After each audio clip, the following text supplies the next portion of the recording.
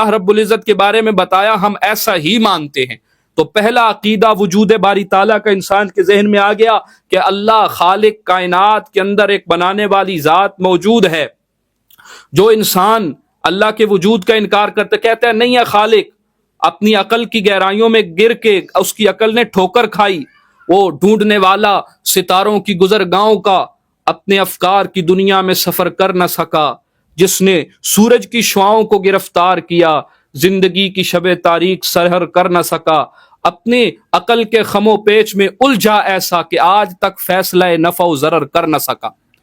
تو یہ اللہ رب العزت کے بارے میں عقیدہ بن گیا، پہلا وجود کا عقیدہ کہ اللہ کو مانا جائے، دوسرا عقیدہ توحید باری تعالیٰ کا عقیدہ، اللہ کی توحید کا اقرار کیا جائے۔ ہم کہتے ہیں کہ اللہ اس کائنات کا خالق ہے اور اللہ ہی اس کائنات کا خالق ہے۔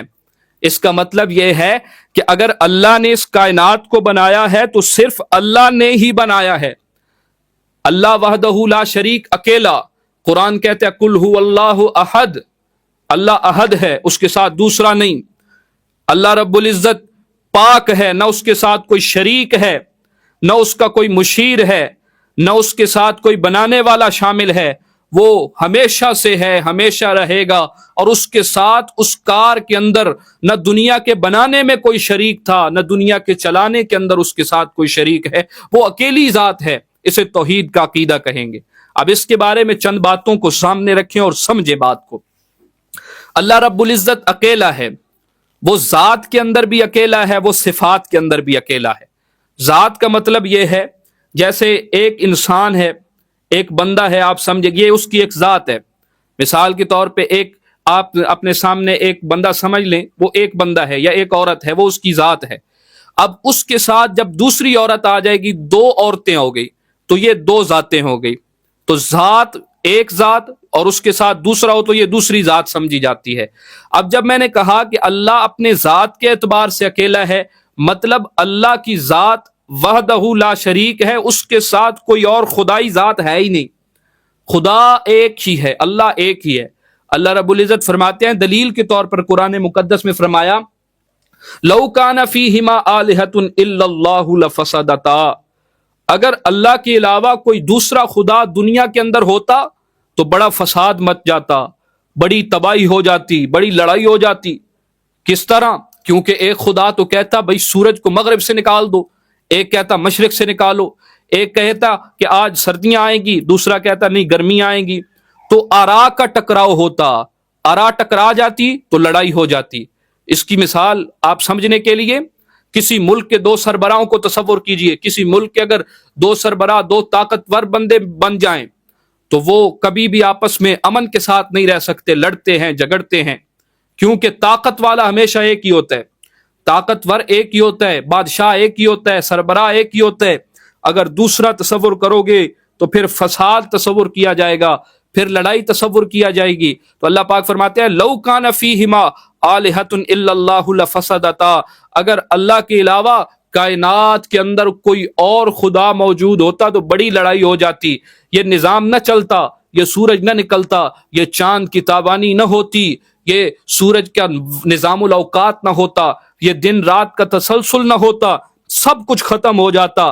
اگر یہ سارا نظام چل رہا ہے اور بالکل ٹھیک اندازے سے چل رہا ہے تو اس کا مطلب ہی ہے کہ اللہ ایک ہے، اللہ وحدہ لا شریک ہے۔ اس نظام کا چلنا اس بات کی دلیل ہے کہ اللہ کے سوا کوئی خدا نہیں ہے، یہ اللہ ایک ہے، اپنی ذات کے اعتبار سے اکیلا ہے۔ اب دیکھیں لوگوں نے ٹھوکر کھائی، لوگ غلط عقیدے کس طرح بنا لیتے ہیں۔ قرآن مقدس میں ہے کہ اللہ رب العزت نے حضرت عیسیٰ علیہ السلام کو پیدا فرمایا، بغیر باپ کے پیدا کیا، حضرت مریم کے بطن سے بغیر باپ کے حضرت عیسیٰ کو پیدا کر دیا۔ اب لوگ دنیا والے حیران ہو گئے، اس وقت کے لوگوں نے دیکھا کہا کیسا یہ عادتاً نہیں ہوتا، یہ فطرت کے خلاف ہو گیا، عادتاً خلاف نہیں ہو سکتا، ہو ہی نہیں سکتا، پھر کیسے ہو گیا؟ تو کہا کہ لگتا یوں ہے کہ یہ جو عیسیٰ علیہ السلام ہے نا، یہ خلاف عادت پیدا ہوئے ہیں، خلاف عادت پیدا ہوئے ہیں، یہ دنیا کے طریقے سے ہٹ کے پیدا ہوئے ہیں، بغیر باپ کے پیدا ہوئے ہیں، لگتا یوں ہے یہ خدا ہے۔ تو انہوں نے حضرت عیسیٰ علیہ السلام کو اللہ کے ساتھ شریک کر دیا۔ تو اللہ کا قرآن کہتا ہے وقالت الیہود عزیر ابن اللہ وقالت النصارى المسیح ابن اللہ، یہودیوں نے کہا کہ یہ جو عزیر علیہ الصلوۃ والسلام تھے اور عیسائیوں نے کہا کہ حضرت عیسیٰ علیہ الصلوۃ والسلام تھے، یہ عام انسان نہیں تھے بلکہ یہ تو خدا کے برگزیدہ بندے بھی نہیں تھے بلکہ یہ خدا کے بیٹے تھے۔ وقالت النصارى المسیح ابن اللہ، کہا کہ عیسیٰ علیہ السلام دیکھو کیسے کیسے معجزات دکھاتے ہیں، ہاتھ لگاتے ہیں تو مادرزاد اندھا وہ دیکھنے لگ جاتا ہے، بیماروں کو شفائیں مل جاتی ہیں۔ عیسیٰ علیہ السلام کے معجزات کو دیکھا، پھر ان کی ما فوق الفطرت اور وہ عادت کے خلاف پیدائش کو دیکھا، اور پھر اس کے ساتھ جب حضرت مریم علیہ السلام وہ آئیں اپنے بیٹے کو لے کر آئیں تو لوگوں نے کہا کہ مریم یہ کہاں سے لے کے آئی ہے، یہ کس کی اولاد ہے؟ تیرا تو بھائی بھی بڑا نیک تھا، تیرا ماں باپ بھی بڑے نیک، تو نبیوں کی اولاد میں سے تھی، ہمیں نہیں لگتا یہ بچہ کس کا اٹھا کے لائی ہے۔ اللہ کا حکم تھا، حضرت مریم خاموش اپنے بیٹے کی طرف اشارہ کرتی، لوگ کہتے مریم ہمیں پاگل سمجھتی ہے، بھلا یہ 1 یا 2 دن کا بچہ کس طرح بولے گا؟ تو کہتی ہے کہ اس سے پوچھو۔ اللہ رب العزت نے کہا کہ مریم پریشان نہ ہو، یہ میرا پیغمبر میرا رسول بنے گا، میں اسے وجاہت عطا کروں گا، میں اسے عزت عطا کروں گا، تو صرف اشارہ کرنا۔ حضرت مریم اشارہ کرتی، حضرت عیسیٰ چھوٹا بچہ 1 دن کا بچہ ان کی طرف اشارہ کیا، اللہ رب العزت نے حضرت عیسیٰ کو قوت گویائی عطا کی، بولنے لگ پڑے، کہا انی عبد اللہ آتانی الکتاب وجعلنی نبیا۔ تو اب جب دیکھا لوگوں نے وہ حیران رہ گئے کہ ایک چھوٹا سا بچہ 1 دن کا بچہ ہے اور بولنے لگ پڑا، وہ کلام کرتا ہے۔ اللہ رب العزت نے جب یہ شان عطا کی، اب انہوں نے حضرت عیسیٰ کو اللہ کا پیغمبر اللہ کا بندہ ماننے کی بجائے کہا کہ دیکھو ان کی کتنے کمالات تھے، کتنے معجزات تھے، تم ایسے کرو عیسیٰ علیہ السلام کو اللہ کا بندہ اور رسول نہ مانو بلکہ خدا بنا دو۔ وہ اللہ کے بندے کو انہوں نے خدا بنا دیا، تو اللہ کے اس توحید کے اندر اس بات کو شریک کر دیا کہ حضرت عیسیٰ کو خدا کہنے لگے۔ لقد کفر الذین قالوا ان اللہ ثالث ثلاثہ، اللہ کا قرآن کہتا ہے کہ کفر کیا ان لوگوں نے جو کہتے تھے کہ اللہ 3 میں سے تیسرا ہے، یعنی وہ حضرت عیسیٰ کو بھی خدا مانتے، حضرت مریم کو خدا مانتے، اللہ کو خدا مانتے، کہتے 3 خدا ہے۔ اللہ نے کہا کہ یہ بھی توحید کے منافی ہے، 3 خدا نہیں ہو سکتے۔ پھر یہودیوں کے عقیدے کو بیان کیا کہ وہ کہتے عزیر علیہ السلام اللہ کا بیٹا ہے۔ اللہ رب العزت نے فرمایا کہ نہ میرا کوئی بیٹا ہے، قل هو اللہ احد اللہ الصمد لم یلد ولم یولد ولم یکن لہ کفوا احد۔ کہا یہودیوں تم بھی جھوٹ بولتے ہو اور نصرانیوں تم بھی جھوٹ بولتے ہو، اللہ کا نہ کوئی بیٹا ہے، اللہ کی نہ کوئی اولاد ہے۔ پھر مشرکین مکہ اٹھے، وہ کہنے لگے صرف بیٹا نہیں بلکہ یہ جو فرشتے ہیں یہ اللہ کی بیٹیاں ہیں۔ تو اللہ رب العزت نے کہا کہ بڑے عجیب لوگ ہو، کوئی میرا بیٹا بنا رہا ہے، کوئی کسی کو میری بیٹی بنا رہا ہے۔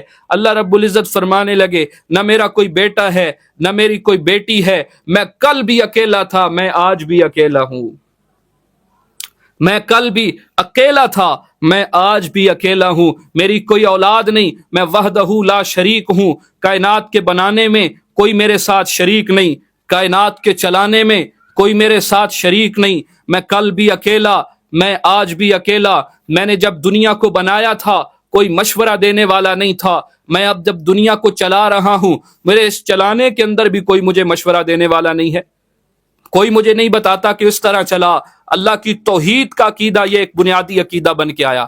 اب جتنے انبیاء آئے، جتنے رسول آئے، سب کی تعلیم کا جو بنیادی نقطہ تھا وہ یہی نقطہ تھا کہ اللہ رب العزت کی توحید کا اقرار کیا جائے۔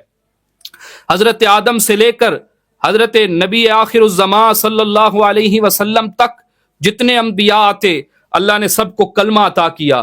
ہر نبی کے کلمے کا پہلا جز جو تھا وہ لا الہ الا اللہ تھا، ان کی دعوت جو تھی وہ لا الہ الا اللہ تھی۔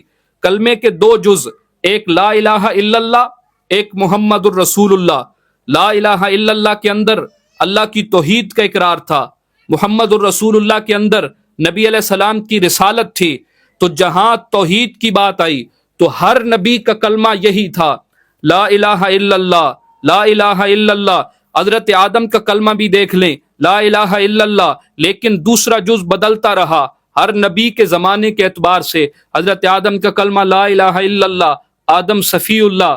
حضرت نوح کا کلمہ لا الہ الا اللہ، नूह नजीउल्लाह, हजरत इब्राहीम का कलमा ला इलाहा इल्लल्लाह, इब्राहीम खलीलुल्लाह, हजरत मूसा का कलमा ला इलाहा इल्लल्लाह, मूसा कलीमुल्लाह, हजरत ईसा का कलमा ला इलाहा इल्लल्लाह, ईसा कलीमतुल्लाह, नबी अलैहिस्सलाम का कलमा ला इलाहा इल्लल्लाह, मुहम्मदुर रसूलुल्लाह।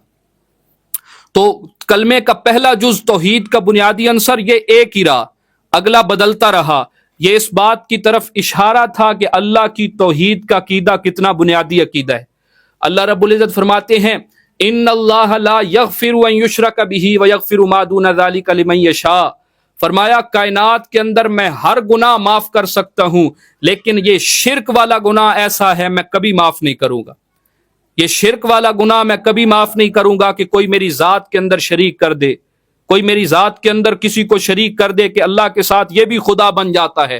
फरमाया इन्नल्लाह ला यग़फ़िरु अन युशरक बिही व यग़फ़िरु मा दून ज़ालिका लिमन यशा, कि अल्लाह सारे गुनाह माफ कर सकता है, लेकिन अल्लाह रब्बुल इज़्ज़त ये शिर्क वाला गुनाह कभी माफ नहीं करेगा। तो यहां से तौहीद की अहमियत समझ आती है। अल्लाह रब्बुल इज़्ज़त फरमाते हैं कि तुम अल्लाह के सिवा जिनको पुकारते हो, अल्लाह के सिवा जिनसे मदद मांगते हो, अल्लाह के सिवा जिनको अपना हाजत रवा समझते हो, फरमाया ये तो छोटी सी ताकत भी नहीं रखते।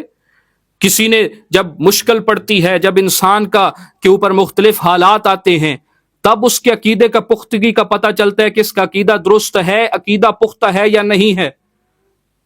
आसानी में तो हर बंदा बातें करता रहता है कि मैं भी जनाब तौहीद पे बड़ा पुख्ता हूं, मैं भी तौहीद पे बड़ा पुख्ता हूं, मैं अल्लाह के सिवा किसी को नहीं पुकारता, मैं अल्लाह के सिवा किसी से दुआ नहीं मांगता, मैं अल्लाह के सिवा किसी से मदद नहीं मांगता। लेकिन जब इंसान की जात पे थोड़ी सी मुश्किल आती है तो फिर वो मुख्तलिफ किस्म की चीजों को पुकारना शुरू कर देता है, मुख्तलिफ किस्म की। तो अल्लाह रब्बुल इज़्ज़त फरमाते हैं कि मैं तुम्हें एक मिसाल बयान करता हूं, मैं तुम्हारे सामने एक मिसाल बयान करता हूं। फरमाया मिसाल ये है कि जब इंसान मुझे छोड़कर गैरों को पुकारता है, मुझे छोड़कर गैरों से दुआ करता है, मुझे छोड़कर मखलूकात से दुआ करता है, उसकी मिसाल क्या है। फरमाया जब इंसान पे मुश्किल हालात आते हैं, उसको चाहिए यह था कि वो अल्लाह के सामने रोता, अल्लाह के सामने गिड़गिड़ाता, अल्लाह से दुआ करता, लेकिन जब वो इंसान अल्लाह से नहीं मांगता, बल्कि कभी वो जाके कब्र वालों के पास खड़ा हो जाएगा कि जाओ फलां दरबार पे चले जाओ, उससे जाके मांगो, फलां दरबार पे जाओ वहां दुआ करो, फलां पीर फकीर के पास चले जाओ, उससे जाके दुआएं मांगना शुरू कर दो, फलां जनाब पैगंबर को पुकारो, फलां वली को पुकारो, फलां सहाबी को पुकारो, और फलां जनाब फरिश्ते को पुकारो, वो तुम्हारी मदद को आएंगे, वो तुम्हें जनाब मुश्किलें हल कर देंगे।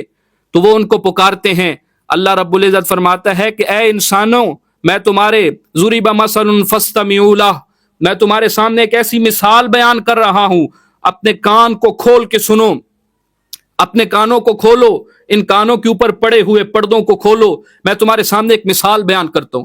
ज़ुरिबा मसलन फस्तमिऊ लह, अपने कानों को खोल के सुनना मेरी बात। अल्लाह रब्बुल इज़्ज़त फस्तमिऊ कह रहे हैं, फरमाया मेरी इस मिसाल को सुनो और समझो। इन्नल्लज़ीना, फरमाया वो लोग जो मेरे अलावा किसी को पुकारते हैं, मेरे अलावा किसी से दुआएं मांगते हैं, मेरे अलावा किसी के सामने अपने सजदे को, अपनी पेशानी के सजदे को टेकते हैं और सजदों के लायक समझते हैं, फरमाया लन यखलुकू ज़ुबाबन वला इज्तमऊ लह, उनमें इतनी ताकत भी नहीं है। अब इस मिसाल को समझना, फरमाया अल्लाह के अलावा जिनको तुम पुकारोगे उनमें इतनी ताकत भी नहीं है कि वो एक मक्खी को वजूद दे सकें, वो एक मक्खी को पैदा नहीं कर सकते। का ये तो बड़ी बात है, मक्खी को पैदा करना बड़ी बात है, लेकिन अगर एक बंदा बैठा है खाना खा रहा है, मक्खी आई, उसके खाने के अंदर से एक लुकमा, एक थोड़ा सा जर्रा उठा के चली जाती, वहीं यस्लुबहुमुज़्ज़ुबाबु शैअन ला यस्तनक़िज़ूहु मिन, फरमाया इसमें इतनी ताकत भी नहीं कि जब वो मक्खी आई थी और मक्खी ने उससे कोई चीज ले ली और वो चली गई, मक्खी की उस चीज ले जाने के बाद ये इतना मोहताज है कि ये मक्खी बनाना तो दूर की बात है, ये मक्खी अगर उसके खाने में से जर्रा उठा के ले जाए, ये अपना वो जर्रा वापस नहीं ले सकता, तो तेरी हाजत रवाई कैसे कर सकता है। ज़अफ़त तालिबु वल मतलूब, मांगने वाला भी कमजोर और जिससे तुम मांग रहे हो वो भी कमजोर। تو فرمایا اللہ اکیلا، اللہ سے مانگو، دعائیں صرف اللہ سنتا ہے، اللہ کے علاوہ کوئی نہیں سنتا، اللہ کے علاوہ کوئی حاجت روا نہیں ہے، اللہ کے علاوہ کوئی مشکل کشا نہیں ہے، اللہ کے علاوہ کوئی بگڑی بنانے والا نہیں ہے، اللہ کے علاوہ کوئی اولاد دینے والا نہیں ہے، وہ اکیلا، وہ کل بھی اکیلا تھا، وہ آج بھی اکیلا ہے۔ اللہ رب العزت فرماتے ہیں کہ جب انسان وَإِذَا مَسَّ الْإِنسَانَ الضُّرُّ دَعَانَا لِجَنبِهِ أَوْ قَاعِدًا أَوْ قَائِمًا، ایک وقت آتا ہے انسان خوشیوں میں جی رہا تھا، اس کے چہرے پہ بڑی مسکراہٹیں تھی، اچانک وقت آ گیا، اس کے جناب جسم کے اوپر کوئی بیماری آ گئی، کسی پریشانی نے گھیر لیا، کسی مصیبت کے اندر مبتلا ہو گیا، جب وہ پکارتا ہے، جب اس کو ان کرب کے اندر، ان مصائب کے اندر، آلام کے اندر مبتلا ہوتا ہے، وہ ہمیں پکارتا ہے، وہ ہم سے دعا مانگتا ہے، اللہ سے دعا مانگتا ہے۔ اللہ رب العزت فرماتے ہیں جب اس نے مجھے پکارا، پکارنے کے بعد میں اس کی مدد کرتا ہوں، میں اس کے مشکل کو حل کر دیتا ہوں، میں اس کی پریشانی کو حل کر دیتا ہوں۔ فرمایا جب یہ مشکل کے اندر ہوتا ہے پھر اللہ کو پکارتا ہے، لیکن جب اللہ اس کی مشکل کو حل کر دیتے ہیں، یہ میرے پاس سے ایسے گزر جاتا ہے جیسے مجھے جانتا ہی نہیں ہے، یہ اپنے راستوں کو بدل لیتا ہے۔ اے انسان، یہ تو اپنی بے وفائی کو تو ذرا دیکھ، جب تجھ پہ حالات آتے ہیں تو اللہ کو پکارتا ہے، اور جب حالات چلے جاتے ہیں پھر اللہ کے ساتھ دوسری مخلوقات کو شریک کرنے لگ پڑتا ہے۔ اب انسان کے اوپر مصیبت آ گئی، مثال کے طور پہ ایک بندہ محتاج بن گیا، وہ کہتا ہے کہ میری اتنا عرصہ ہو گیا میری اولاد نہیں ہوتی۔ ایک بندہ کہتا ہے کہ تو ایسا کر، فلاں دربار پہ چلا جا، فلاں کام کر، فلاں پیر کے پاس جا، اس سے جا کے تعویذ لے، اولاد ہو جائے گی۔ میں نے کہا قرآن کا عقیدہ کیا، قرآن کیا کہتا ہے، قرآن کیا کہتا ہے، یہ تو سوچے قرآن ہمیں کس عقیدے کی بنیاد پہ اس بات کی طرف دعوت دے رہے۔ اللہ رب العزت کہتا ہے کہ یہب لمن یشاء اناثا ویہب لمن یشاء الذکور او یزوجہم ذکرانا واناثا۔ اللہ رب العزت فرماتا ہے کہ میں جسے چاہتا ہوں بیٹی دیتا ہوں، جسے چاہتا ہوں بیٹے دیتا ہوں، جسے چاہتا ہوں بیٹے اور بیٹیاں دونوں دے دیتا ہوں، اور جسے چاہتا ہوں بے اولاد کر دیتا ہوں۔ یہ اولاد دینا کسی انسان کے بس میں ہے ہی نہیں، کسی مخلوق کے بس میں ہے ہی نہیں، یہ میرے اللہ کا کام ہے، جسے چاہتا ہے دیتا ہے، جسے چاہتا ہے نہیں دیتا، جسے چاہتا ہے عطا کرتا ہے، جسے چاہتا ہی نہیں دیتا۔ اب کیا، اب بے اولاد شخص جو ہے وہ بھٹکتا ہے، کہتا ہے کہ آؤ اللہ کے در کو چھوڑ دو، لوگ اسے دعوت دیں گے ادھر جا ادھر جا، پھر لوگ جاتے ہیں پیروں کے پاس، مشدیوں کے پاس اور جناب پنڈتوں کے پاس جا کے مختلف قسم کے حربے کرتے ہیں، مختلف طرح سے کام کرتے ہیں کہ ہمیں ہماری یہ مراد پوری ہو جائے۔ اللہ کہتے ہیں نہیں ہوگی، جب تک میں نہ چاہوں گا کچھ بھی نہیں ہوگا، جب تک میں نہ چاہوں کچھ نہیں ہوتا، یہ میری عطا پہ ہے۔ یہ 25واں سپارہ اللہ وحدہ لا شریک فرما لے، یہبو، میں جس کو دیتا ہوں میں چاہتا ہوں، میرے علاوہ کوئی نہیں دے سکتا۔ یہب لمن یشاء اناثا ویہب لمن یشاء الذکور، یہ تو میری چاہت ہے، میں جس کو چاہوں دے دوں، جس کو چاہوں نہ دوں۔ اللہ رب العزت ہے، فرمایا میں اکیلا ہوں، میری رضا کے اندر، میری چاہت کے اندر کوئی شریک ہو ہی نہیں سکتا۔ ہم کیا کہتے ہیں جب مشکل پڑ جاتی ہے، کہتے ہیں پیر صاحب کو کے سامنے گیا اور کہا پیرا لے ککڑ تے دے پتر، پیر صاحب کہتے ہیں لے ککڑ تے دے پتر۔ کبھی کہتے ہیں کہ میں پاک پتن تے آن کھلوتی بیڑی میری بننے لا، میں پاک پتن تے آن کھلوتی بیڑی میری بننے لا۔ کبھی جناب پاک پتن والے بابے کو پکاریں گے، کبھی لاہور والے داتا صاحب کو پکاریں گے، کبھی ہم جا کے جناب ملتان والوں کو پکاریں گے۔ تو اللہ پاک فرماتا ہے اے انسانوں، تم میرے در کو چھوڑ کے میری مخلوق کو اور میرے جو پیدا کردہ بندے ہیں تم ان کو حاجت روا کہتے ہو، یہ حاجت روا نہیں ہے۔ کائنات کے اندر حاجت روائی و مشکل کشائی یہ صرف اللہ کے ہاں ہے۔ اللہ رب العزت چاہتا ہے تو کرتا ہے، جس کی چاہتا ہے کرتا ہے، جس کی چاہتا ہے نہیں کرتا۔ تو یہ توحید کا عقیدہ بنیادی عقیدہ بن جاتا ہے۔ اللہ کے سوا کسی خالق کو نہ مانو، اللہ کے سوا کسی مالک کو نہ مانو، اللہ کے سوا کوئی نفع نقصان دینے کا اختیار نہیں رکھتا۔